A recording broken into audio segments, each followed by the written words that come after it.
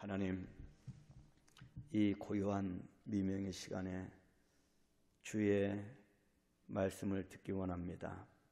말씀을 통하여 하나님의 마음을 읽고 하나님이 말씀하신 대로 우리가 삶을 살아가기 원합니다. 암울한 시대에, 절망과 소망이 끊겨진 시대에 하나님의 말씀대로 나아갔던 사사들의 발걸음과 또 그들이 들고 있는 무기를, 그 연약함을 우리가 살펴보면서 하나님 그 연약 가운데서 역사하시는 전능하신 하나님을 바라볼 수 있도록 은혜를 베풀어 주옵소서. 오늘도 이 땅의 모든 공격들로부터, 엄습하는 위험과 절망으로부터 오직 여호와 하나님을 앙망하며 그 하나님의 뜻이 어디 있는지를 잘 분별하고 하나님의 영광을 선포하며 나가는 하나님의 멋진 백성들 되게 해 주옵소서. 예수님의 이름으로 기도하옵나이다. 아멘. 오늘은 사사기 1장 4절로 7절 말씀 우리 한 절씩 교도하도록 하겠습니다. 사사기 1장 4절 말씀 제가 먼저 읽겠습니다. 유다가 올라가매 여호와께서 가나안 족속과 브리스 족속을 그들의 손에 넘겨주시니 그들이 베섹에서 10,000명을 죽이고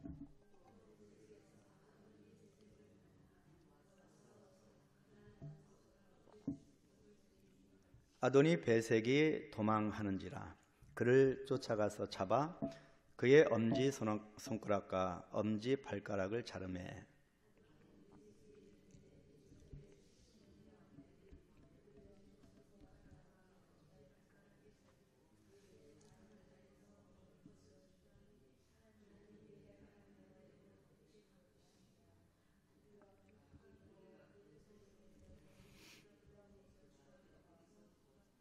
아멘. 이스라엘 자손이 여호와께 여쭈었습니다. 우리 가운데 누가 먼저 올라가서 가나안 족속과 싸우리까? 이 질문에 하나님께서는 유다 지파를 분명하게 지명을 하십니다. 유다가 올라갈지니라.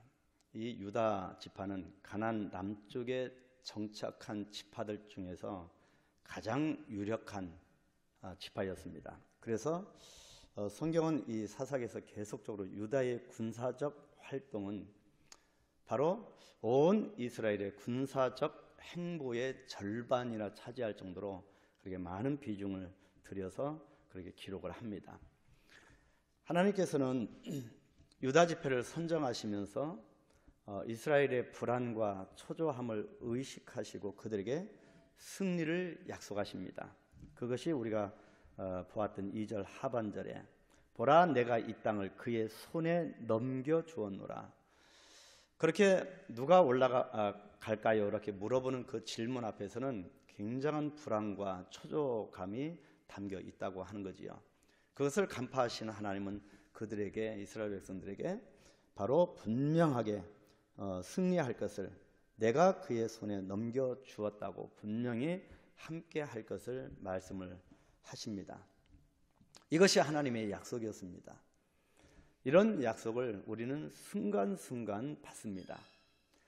하나님께서는 모세가 죽은 후에 여호수아에게 확실한 미래를 약속하신 것만큼이나 낙관적인 미래, 그리고 이스라엘 사람들에게도 이 소망적인 미래를 약속을 하신 것입니다.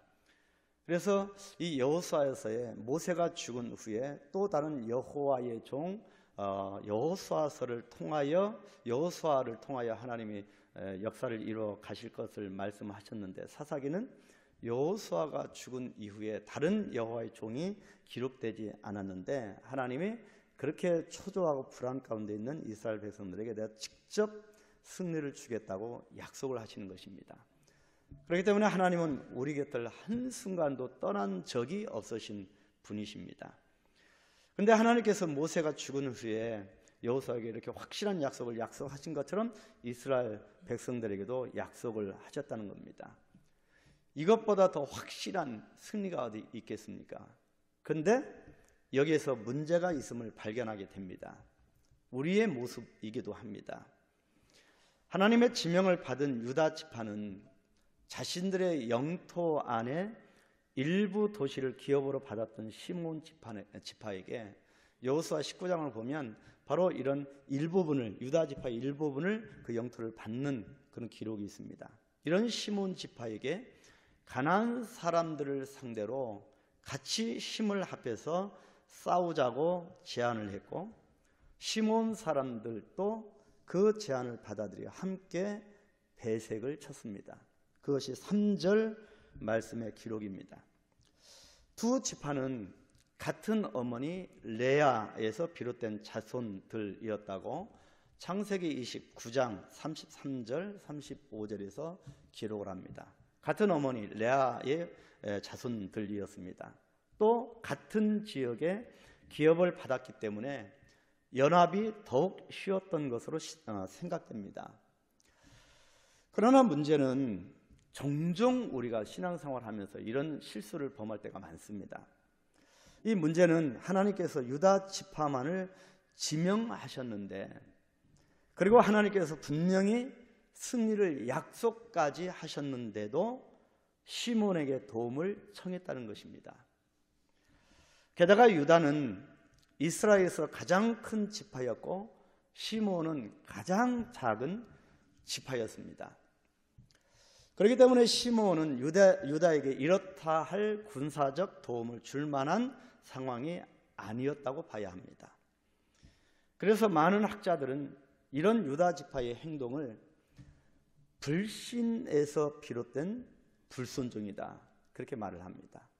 철저하게 이 유다가 하나님의 승리 약속을 붙들고 나아가야 됐었는데 바로 철저하게 불순종하였다, 믿음이 없었다, 불신에서 비롯된 것이다, 그렇게 주장을 합니다. 사사기가 시작되면서 유다와 시몬 지파의 구분이 불확실해지고 있습니다. 불분명합니다. 혼합됐습니다.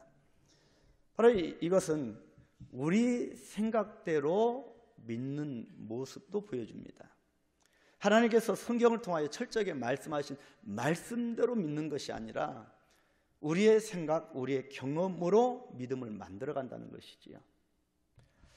그래서 대부분의 학자들은 유다와 시몬 지파의 구분이 불확실해지는 이 모습을 보면서 시몬 지파가 아주 매우 일찍 유다 지파에 흡수된 것으로 봅니다.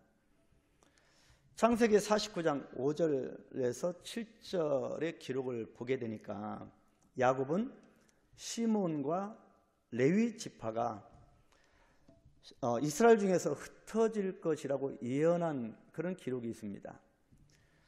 이미 야곱이 시몬과 레위 지파가 이스라엘 중에서 흩어질 것이라고 그렇게 창세기에서 기록을 합니다.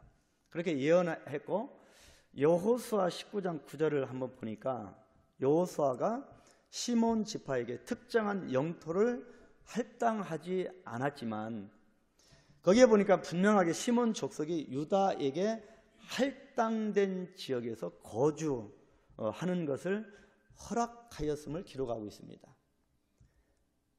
이와 같은 역사적인 관계, 굉장히 밀접한 관계입니다. 이런 관계 속에 있는 유다와 시몬 연합군은 오늘 우리가 읽었던 4절에서 6절 말씀을 보시게 되면 베색에서 가나안 사람과 브리스 사람 1만 명을 무찔렀다. 그리고 그들의 왕 아도니 베색을 사로잡았다, 그렇게 기록합니다.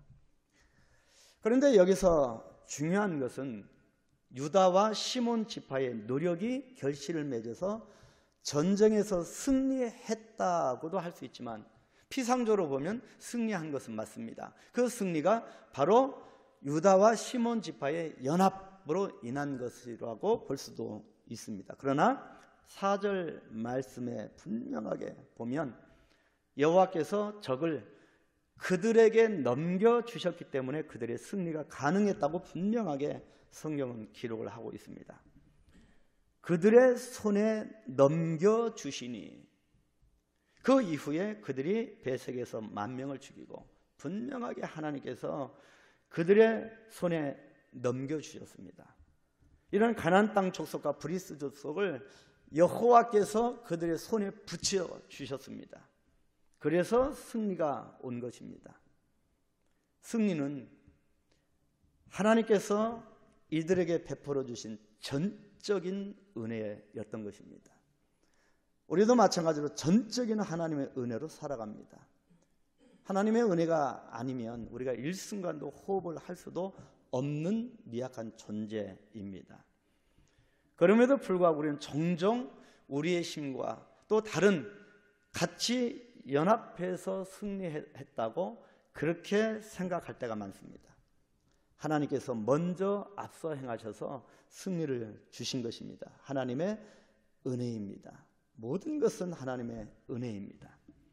그런데 여기서 우리는 이스라엘 사람들의 악행을 보게 됩니다. 6절 말씀, 이스라엘은 먼저 사로잡은 아도니베섹의 엄지손가락과 엄지발가락을 잘랐습니다. 엄지손가락을 잘라내면 칼을 잡을 수 없고 발가락을 잘라내면 제대로 설 수가 없습니다. 그래서 엄지손가락이 없는 손으로 칼을 잡을 수, 전쟁에서 힘을 발휘할 수 없고 엄지발가락도 마찬가지입니다.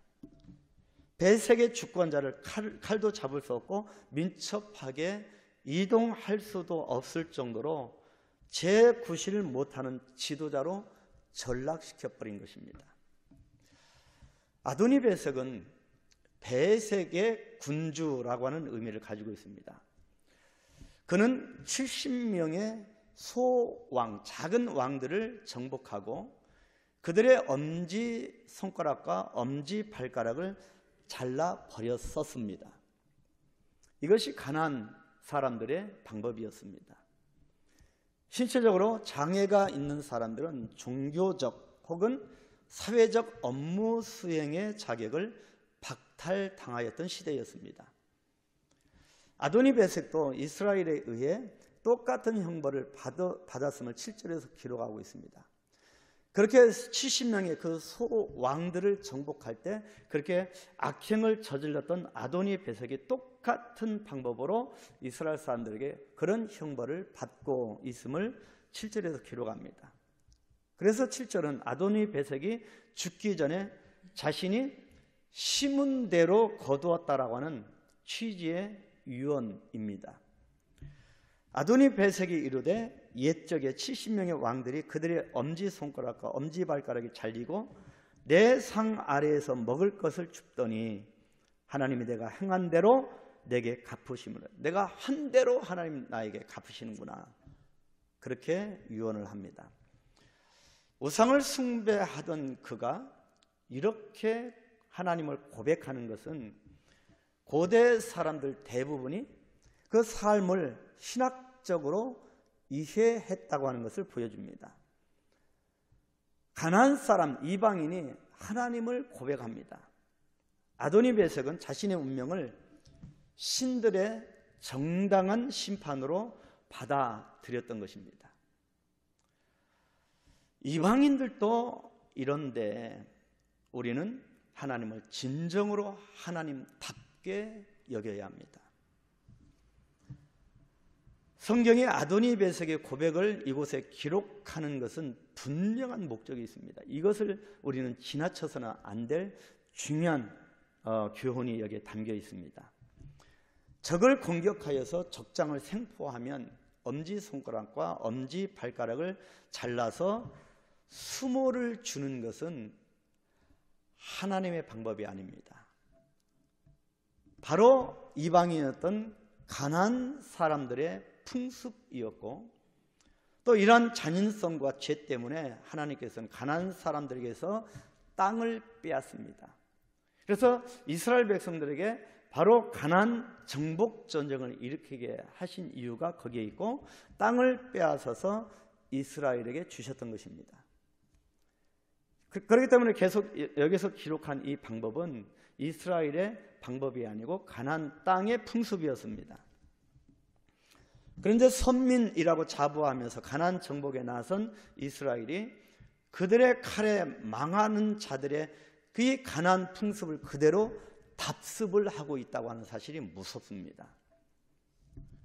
사사기에 맨 처음으로 기록된 사건에서 이미 이스라엘의 가나안화가 시작되고 있다고 하는 기록입니다. 계속적으로 여호와화가 되어야 되는데 가나안화가 되는, 바로 그 기록을 사사기 맨 첫 사건에 기록을 하고 있습니다. 그 정도로 중요하기 때문입니다. 이스라엘 백성들의 현 주소가 어디냐, 그것입니다. 뿐만 아니라 이들이 아도니베섹을 처리하는 것도 하나님의 명령을 거역한 행위였습니다. 철저하게 하나님 방법대로 살아가지 않는 모습을 기록하고 있습니다. 그들은 아도니베섹을 당장 처형하지 않고 예루살렘으로 끌고 갔습니다. 7절 하반절의 기록입니다. 그가 손 발가락이 잘린 곳에서 비롯된 감염 때문에 죽었는지, 어떻게 죽었는지는 성경은 자세하게 밝히지는 않습니다. 다만 신명기 7장 또 20장 기록을 보면 하나님께서는 아도니베섹을 포함한 모든 가나안 사람들의 진멸을 선언하셨습니다. 그럼에도 불구하고 이스라엘은 그를 살려두었습니다. 사사기에 기록된 첫 사건은 이와 같이 이스라엘의 가나안화의 시작과 함께 하나님의 명령에 대한 불순종을 낱낱이 보여줌으로써 시작을 합니다. 이것이 너희들의 현 주소다라고 하는 것을 철저하게 우리의 죄된 자화상과 우리가 하나님의 말씀대로 믿지 않는 모습, 하나님 말씀대로 그 명령을 준행하지 않는 이스라엘 백성들의 모습을 통하여 오늘날 우리의 모습을 보여주시고자 하는 것이 하나님의 목적입니다. 바로 우리의 모습을 이 사사기를 통하여 깨닫고 철저하게 전환되어지는, 하나님께로 돌아가는 그런 우리가 되기를 소망합니다. 계속적으로 우리가 가나안화가 되어지는 이스라엘 백성들의 모습을 보면서 하나님이 어떻게 역사하는 그런 정말 파노라마 같은 그런 역사적인 그 이야기들을 계속적으로 살펴보도록 하겠습니다. 기도합니다. 하나님, 우리에게 은혜를 베풀어 주시고 우리가 만들어가는 신앙이 아니라 또 하나님이 우리에게 약속하신 그 약속을 믿고 말씀대로 믿어가는 교회와 또 우리가 되어질 수 있도록, 그래서 우리가 인간적인 동정심이 아니라 하나님이 말씀하시는 단호한 그런 삶을 살아갈 수 있도록 축복해 달라고 간절히 기도하시면서 나라와 민족이 경각에 달려 있습니다. 하나님 축복하시고 여호와 하나님이 이 사사 시대와 별반 다를 것 없는 이 나라 민족을 붙들어 주시고 여호와께서 우리에게 말씀하여 주옵소서 간절히 기도하시면서 또 전 세계 선교를 위하여 하나님 능력을 베풀어 달라고 간절히 기도하시면서 몸이 연약한 분들 계십니다. 그 연약을 뚫고 분명히 하나님의 사명을 허락하신 그 사명대로 나아가시게 될 것입니다. 하나님 붙들어 주시옵소서, 역사해 주옵소서 간절하게 기도하시겠습니다. 주기도문 합니다. 하늘에 계신 우리 아버지여, 이름이 거룩히 여김을 받으시오며 나라에 임하옵시며 뜻이 하늘에서 이룬 것 같이 땅에서도 이루어지이다. 오늘날 우리에게 일용할 양식을 주옵시고 우리가 우리에게 죄 지은 자를 사하여 준 것 같이 우리의 죄를 사하여 주옵시고 우리를 시험에 들게 하지 마옵시고 다만 악에서 구하옵소서. 나라와 권세와 영광이 아버지께 영원히 있사옵나이다. 아멘.